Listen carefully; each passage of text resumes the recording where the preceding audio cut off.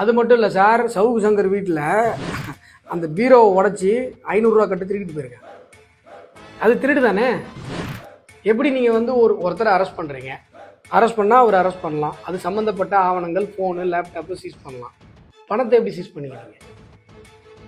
அது அவங்க சொல்லலாம், சார் இல்லை சார், அவர் வந்து பணம் அந்த 94,000 வாங்கிட்டாரு, அதுக்காக நாங்கள் சீஸ் பண்ணோம். நீங்களே தான் சொல்கிறீங்க ஜிபேயில் வந்துச்சுன்னு சொல்லி. அப்போ அக்கௌண்ட்டை தானே ஃப்ரீஸ் பண்ணோம். எப்படி நீங்கள் கேஷாக இருக்கிற பணத்தை எடுப்பீங்க? அதில் எவ்வளோ இருந்தது நீங்கள் எண்ணி பார்த்தீங்களா? அப்படியே எடு. அதை போலீஸ்காரர் சொல்ல, அப்படியே எடு, அப்படியே எடு. அதில் ஒரு 500 ரூபா தனியாக கிடக்கு, அதை சொல்கிறார், அந்த 500 எடு. எவ்வளவு மோசமாக தமிழக காவல்துறை போயிட்டு இருக்கு. இந்த கைது நாளைக்கு நம்ம எல்லாருக்கும் நடக்கலாம். பத்திரிகை நண்பர்கள் எதிரில் இருக்கிறவங்க எல்லாருக்கும் நடக்கலாம்.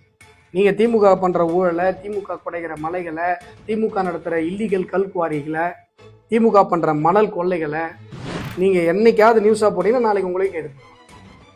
இது என்ன ஒரு அரசு? எதற்காக அண்ணல் அம்பேத்கர் பேச்சுரிமையை நமக்கு அடிப்படை உரிமையாக வடித்து கொடுத்தார்? அதுபோல இன்றைக்கு பத்திரிகையாளர் சவுக்கு சங்கர் வீட்டில் நடந்திருக்கிற இந்த அராஜகம் என்பது பேச்சுரிமைக்கு விடுக்கப்பட்டிருக்கிற ஒரு மிகப்பெரிய சவால், அரசியலமைப்பு சட்டத்திற்கு விடுக்கப்பட்டிருக்கிற ஒரு மிகப்பெரிய சவால்.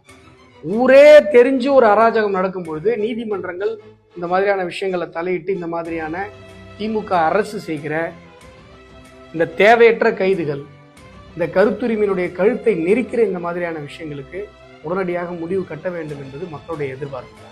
ஏன்னு சொன்னால், இதே சவுக்கு சங்கர் பிஜேபி எடுத்து கூட பேசியிருக்காரு. அது இல்லை விஷயம்.